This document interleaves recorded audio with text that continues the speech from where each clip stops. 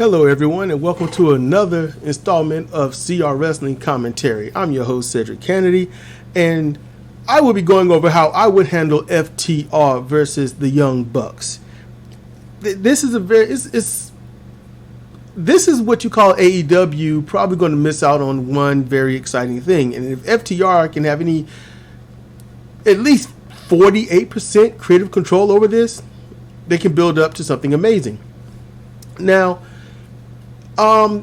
let's give the opening caveats here. First, there is the thing of I was talking to a friend of mine, and he was saying that Jim Ross or Jericho on FTR's debut, which I have not seen for AEW, but I trust it was glowing. I listened to Jim Cornette talk about how good the match was. My friend told me the match was good, and I trust that the match was good. FTR being students of the game, they are going to control a lot in that ring. So they're going to make others look good. They know how to do that. So here's the thing. They have lots of matches together, but that's in the past. There's been a lot of changes. You know, the FTR's learned a lot. Young Bucks have not learned anything. They just work the same. And anyone they go against have to work their matches. So the Young Bucks, they're in a bubble, and that bubble's going to get burst. So how would I handle things if I was in charge of AEW? How would I do this? Okay, now keep in mind, I'm not a pro wrestler. I have no pro wrestling experience. I've never managed or anything like that dealing with pro wrestling. I just watch, I listen, and I learn from that only. So if that's all a turnoff to you, I understand, and you can stop listening. So I'm just giving my straight up opinion. This is how I would do things. So if I miss a lot of stuff, hey, chalk that up because I'm not a wrestler. And there are a lot of wrestlers that aren't even wrestlers. In any case, this is what I would do. So you've got this kind of heat going into it, all right? And it was initially, I guess, maybe started by the Young Bucks. They put up a sign that said, "Fuck the Revival." And that was a while ago. And that's because people was garnering the Revival as the greatest modern day tag team on the planet. That's what they were saying. Young Bucks took strong exception to that because since before New Japan, I mean, wherever they were, then Ring of Honor, New Japan, back to Ring of Honor, and other places, AEW, they keep saying they're the best tag team in the world. And I have always been like, nope, not even close. Because they don't wrestle like a tag team. They are missing some very key tag team elements. Now, that's how that started. So, you've got a rivalry already built from that. Now, let's say these two teams can get over this shit and work together like they got some sense. How would that be? This is how I would do it. Because this right here should lead up to something major. You've got the fans. You've got the fans saying, we like the Bucks. You got those saying, we like FTR. You've got the pro wrestling fans versus the, how would you put it? Hold on, let me think for a second. I guess I don't want to use some of the derogatory terms out there. I would just say the high spots. You know, how about that? I think that's a good medium. You've got the professional wrestling fans versus the high spot fans. All right, that's it. So that's a division. And if you want to know, that is what you build on. That's what you build on.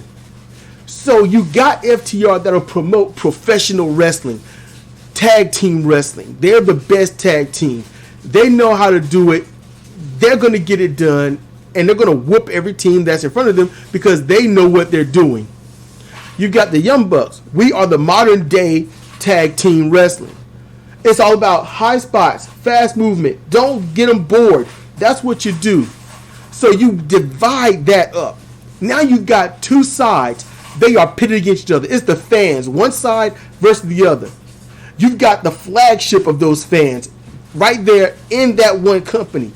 Now your company, because of the Bucks getting matches and winning, FTR getting matches and winning and exploiting their different styles.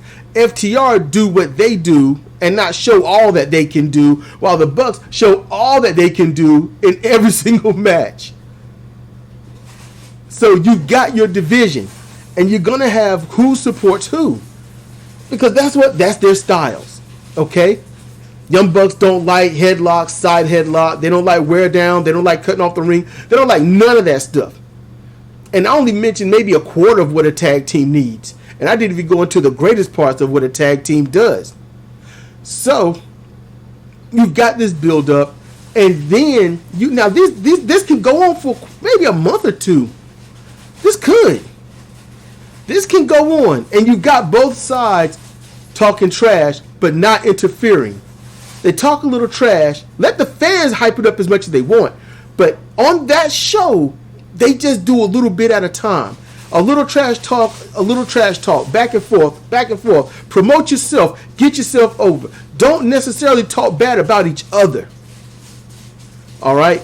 That's the thing. You talk about yourself and what you offer, but you don't necessarily say anything bad about the other. You let that go for maybe 2 or 3 weeks, maybe a month. And then, with the win-loss being the way it would be, that's when you have to decide who the heel is going to be. The fans can decide that for the most part. Let's say both sides are going to be what they are, neutral. All right, the Bucks are just neutral. That's all they've ever been, neutral. They've never been faces. They've never been heels. They're neutral. And if the fans like them, they get cheers. If the fans don't like them, they get jeers. That's it. FTR gets respect. So whether you boo or you cheer, you respect them. So FTR is going to definitely have the professional wrestling fans. And that's what they are going to use their promos to promote. So then they start cutting at each other. You give them, 4 weeks of cutting at each other. And then you build the next month. This could be the pay-per-view month. Now they done had enough. They've had enough. The Bucks do what they do because they can't stand someone having a spotlight. They're the ones that are going to come out and start interfering in matches. Whether that's successful or not, that's not going to matter. They interfere, and they keep interfering. They keep that going. There's a tag title shot on the line. At some point, somebody's going to get it. The Bucks or them. Let's say the Bucks take a dive. Okay? They say he got hurt. Training, running, jogging, during a match, something, and the one with the most prolonged leg injuries is Nick Jackson. Matt usually has the back injuries. So it'll be an ankle injury. And that's what you go with. So the Bucks take a dive. They're gone. And when I say a dive, not lose the match. They just simply, they can't do much. So that allows FTR to say, hey, you know what? You forfeit. Now we're the ones. We're the ones going for the titles. Okay, fine. It's pay-per-view time. Okay? It's pay-per-view. And it's, I say 3 months, yeah, roughly. This would be the 3rd month. Pay-per-view, you got, the title match. FTR versus Omega and, what's the dude's name? What is his name? I cannot think of this fool's name. And I love him. Holy shit. It's not Adam Page. Is it? Yeah, Hangman Adam Page. Okay. I was like, Cole Page? Coleslaw? Book Page? Page's book? Buckshot Lariat? Is it Adam Buckshot? Buckshot Adam? I got there. Okay, so Adam Page is Omega and Page. And they have a great match. So you got Adam and Page. Omega and Page against FTR.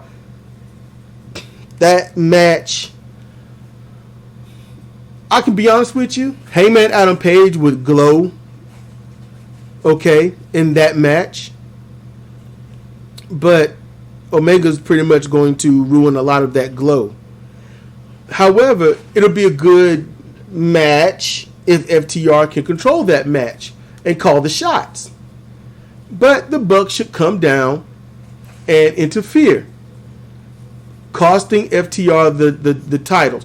Whether it's disqualification in favor of their buddies, whether it's they drag one off and it's a count out, or they don't really attack them, but they cause enough for the FTR to go after them and they fight to the back and it's a count out.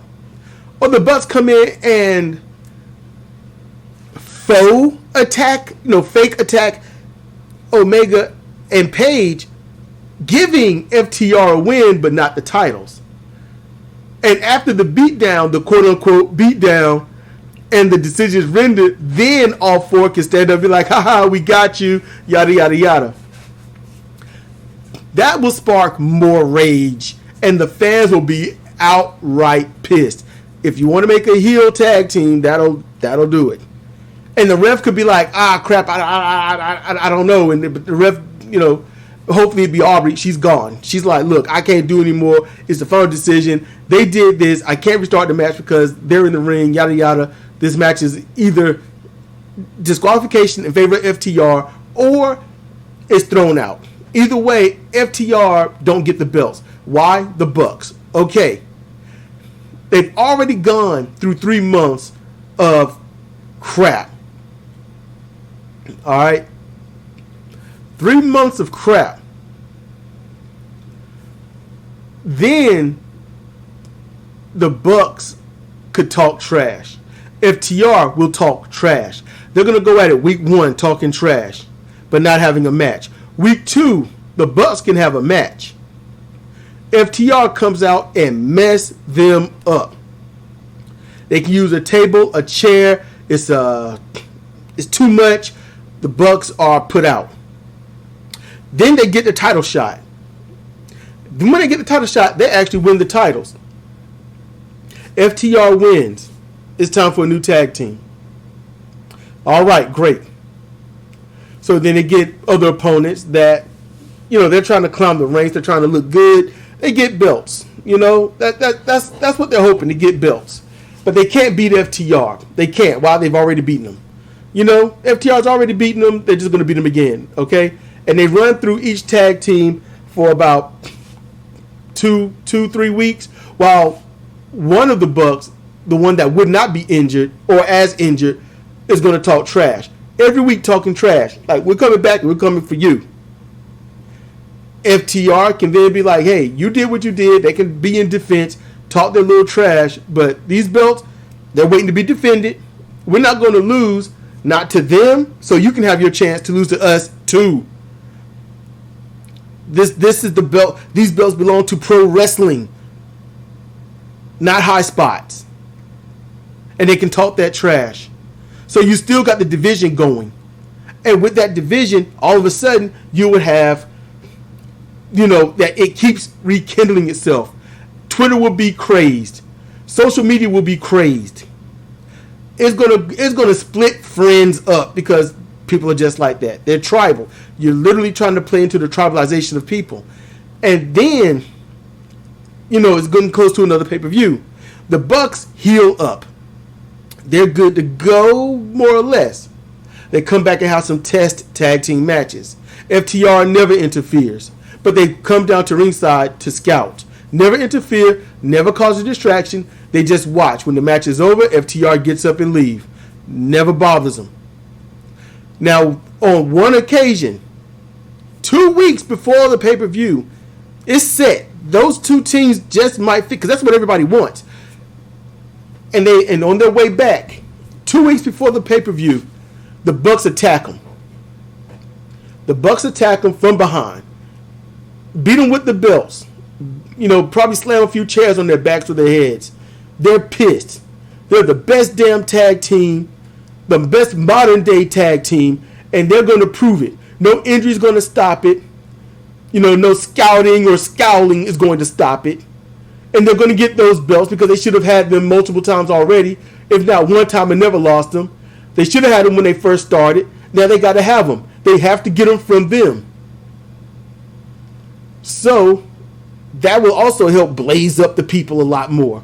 And then there's not a match. Nope, but there'll be a tag match. And we can do this AEW style at this moment. Now there could be a match with Kenny and Paige if they haven't broken up and stuff, because that's what a company with no direction do. They just form a tag team, be good, get the belts, break them up because reasons, and then that's it. So they are not really seeing eye to eye, especially after losing the tag belts. But they're trying to get their stuff back in order. They're trying to make it work. And then FTR comes in and attacks them when they're trying to climb the rings to get back to those tag titles. They make it known, we want those tag belts. And if we ever lose them, we would rather lose them to the Bucks, not to you. That's our blight. That's the stain on our career.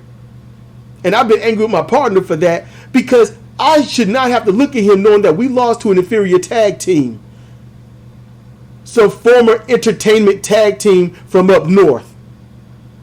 We should have had those belts. We should have stayed with those belts. So yeah, now they go through that. All right. They have a tag match with FTR. Bucks come in, jump them. The match is like 10 minutes in. It looks like FTR's pretty much got this wrapped up. The Bucks come in, they attack.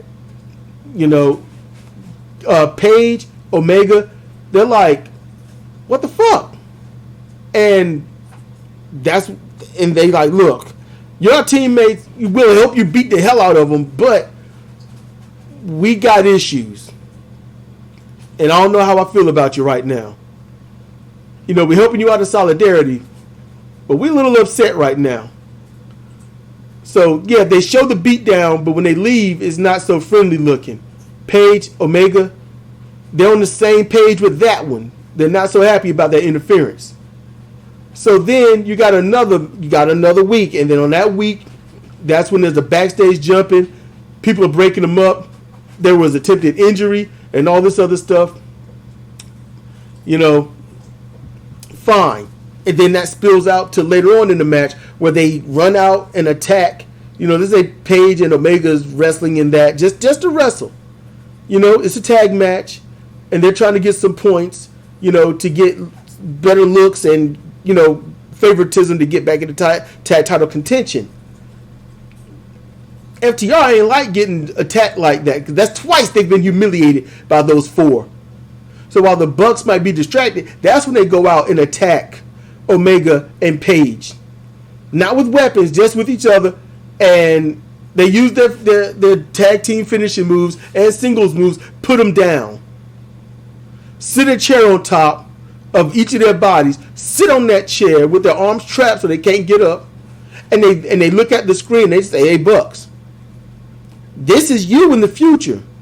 The difference is you still won't have the belts, but we won't be sitting on chairs. We'll be sitting on caskets, because your career would be dead. And that would be a good little thing right there. And the Bucks could be mad, run out and attack. And FTR, they get the chairs, they pick them up, slide them out the ring, and say, we doing this like men, boys. And the Bucks get in and they get to fighting. It's a damn Donnybrook. They are fighting. They are beating the hell out of each other. It's in the corners. It's in the middle of the ring. Omega and Paige are slowly but surely slid out the ring, too hurt to do anything. And the referees and some staff got to come down and break it up. And there you go. Pay-per-view match set. Pay-per-view match, it needs to be about, I would say, a 45-minute match at the very least. It's a back and forth. It's emotional. You've got, and the Bucks have shown they can do that emotional stuff. They jerked a tear from me at G1 Climax USA. They jerked a tear from me. That was beautiful. We know when he was like, okay, Omega, I'm on your shoulders. Go ahead and do it. Finish me off. Do it. It was dumb because I thought it was dumb because obviously you can get yourself out of this, but you're telling him to do it anyway. So that was stupid, but yet it got me because I'm somebody that's all about that friendship and love and loyalty and things like that. So that got me, and it was amazing, and it made me think positive about the Young Bucks. Not so much about Omega because they've been like, I'm your friend, I'm not going to do this to you. He's like, no, I'm your friend, I'm going to jack up your head. That's but that's how it should be done. So and then after the end of this match, honestly, FTR goes over. They win. But it's a long, hard-fought match.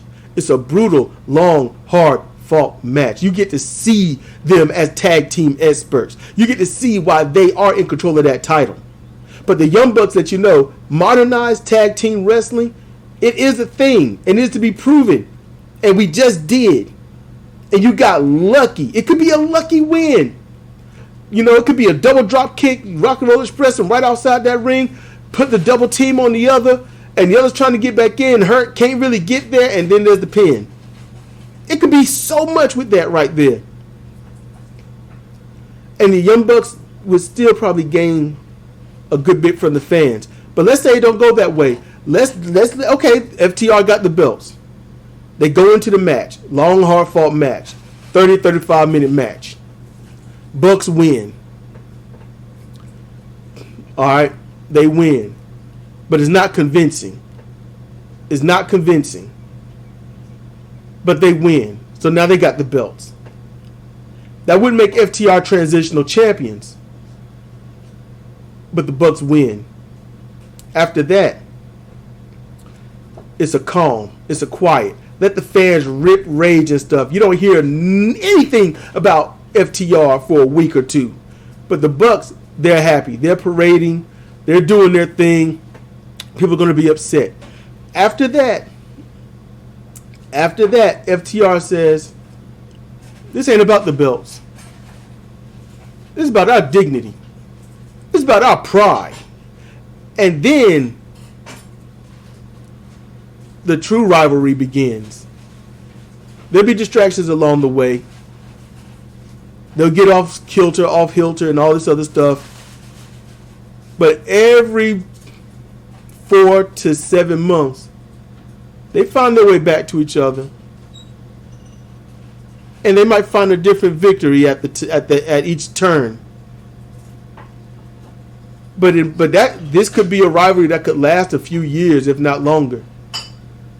And then it could be that one thing where you don't see them but once a year wrestle each other. But that's what people keep clamoring over. And it's always a main event, final event style, work ethic, epic damn match. And the fans are never disappointed. AEW gets more notoriety than WWE. All the bullshit, all the stupid stuff, all the other stuff just goes out the window because people are wanting to see great professional wrestling. There's some LOLs, there's some fun here and there, but it never gets stupid. And the tag team division looks better.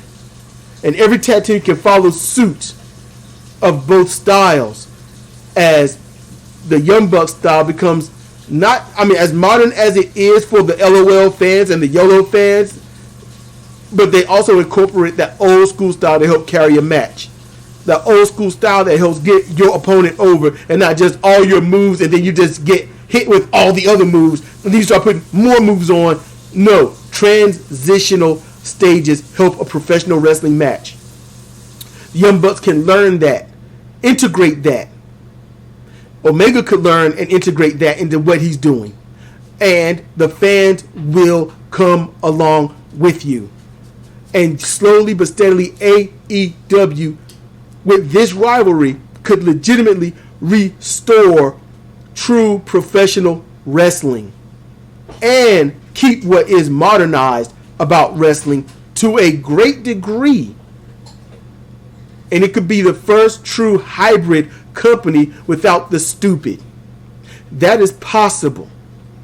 That is literally hope coming from me. That's the best hope you're going to hear coming from me. So that's how I would handle FTR versus the Young Bucks. And that's how I think wrestling would be able to get revitalized as it needs to be. So you got comments? How you feel? Let me know. You know I read the comments. This has been Cedric Kennedy for CR Wrestling Commentary on how I would handle FTR versus the Young Bucks. Thank you for listening.